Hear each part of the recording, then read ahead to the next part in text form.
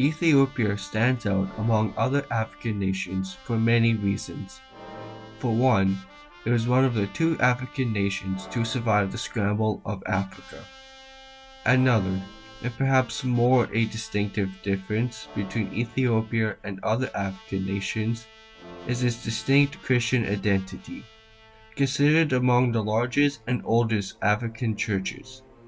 In this video, we'll explore both the conversion of Ethiopia as well as the cementation of the faith that has continued to define Ethiopia and its people.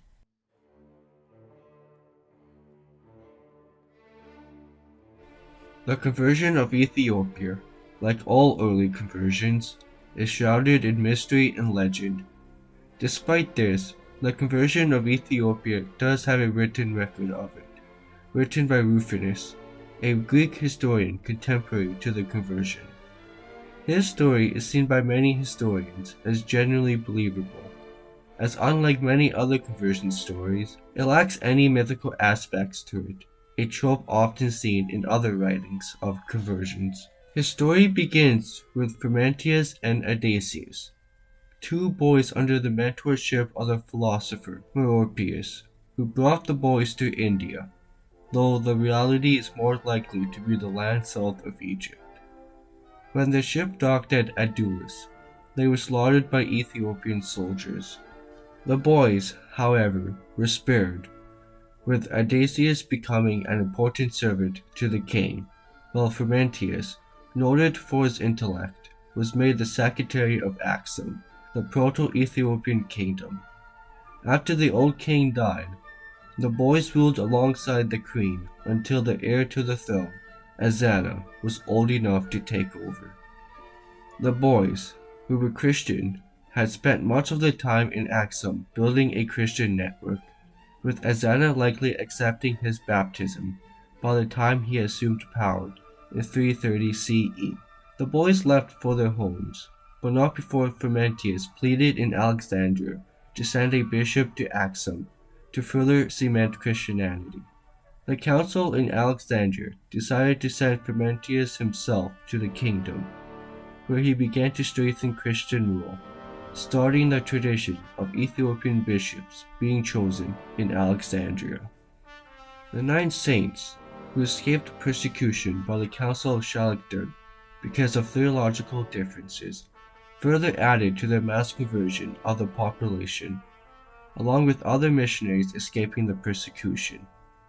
Although it's obviously difficult to say the amount of Ethiopia that was converted during this time, it can be assumed that a majority of the population was formally converted, making Ethiopia the furthest south that African Christianity would impact.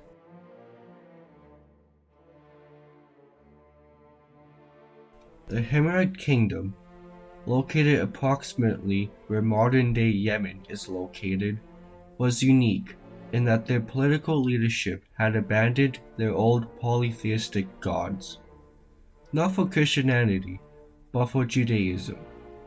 This change of faith left the kingdom isolated between the Christian states of Axum and Byzantium and the Zoroastrian state of Persia. This isolation brought trouble when in 517 the Himyarite king Masruk-du-Nuraz began to persecute Christians, likely as a reaction to Byzantine influence, and began to attract the interest of Axum's king, Tezana. A brief war brought Du-Nuraz to his knees, who fell within the year. The Himyarite kingdom soon came under Axum influence, who left behind around 600 men of their initial invading army as a garrison. Their additional men brought extra strain on the Himyarite economy, and during the winter months, when the Red Sea conditions were unfavorable to cross, Du-Nuraz gathered enough support to overthrow the Axumites when he took the capital of Zafar. The Christian persecution only intensified, this time aimed to limit not just the influence of Byzantium, but now Axum as well. It is not known why Tezana failed to send help to the Christians, who were forced to organize themselves, but it's likely due to rebels at home, which often followed the start of a new reign. The new king, Caleb, soon began to gather support in 524, finally sending ships gathered from the Byzantium and their own navy. After a dual landing and a distraction caused by the Christian rebels, Dunurez once again lost control of his kingdom, this time for certain, ending Jewish rule over the Himmerite kingdom. After a disastrous war against the Persians in 570, Axum was formally kicked out of Arabia, and Caleb abdicated, beginning the decline of Axum power, a decline which would have a profound effect on Ethiopian Christianity. And so the African Crusade ended, much like the later Levant Crusades, with initial success turning into ultimate defeat.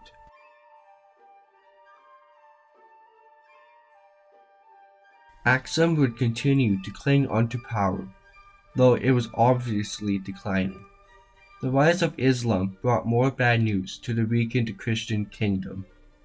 Although the new Islamic neighbors were never hostile, in fact, their relationship seems to have been friendly, as an early Islamic legend tells of the Axum kingdom offering protection for early Muslim followers in the early 7th century.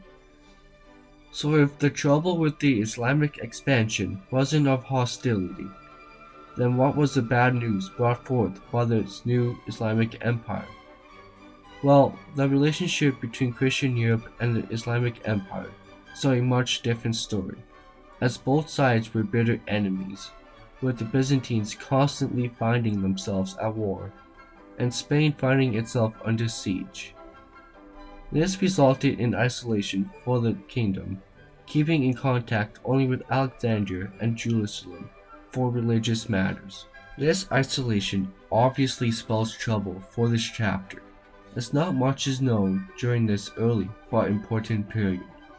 What we do know, however, is that Islam in Ethiopia began to grow during this time, with Hara becoming the fourth most holiest city in Islam, only beaten by Mecca, Medina, and Jerusalem. The relationship between the two religions, Christianity and Islam, are thought to have been peaceful, allowing for both religions to grow within the country. Islam quickly spread around the kingdom, and by the 10th century, Islam had almost surrounded the kingdom, with the kingdom itself receiving many Muslims. Despite this, Ethiopia maintained good relations with their new Islamic neighbors and countrymen, while staying, for the most part, loyal to the Christian faith and to Alexandria.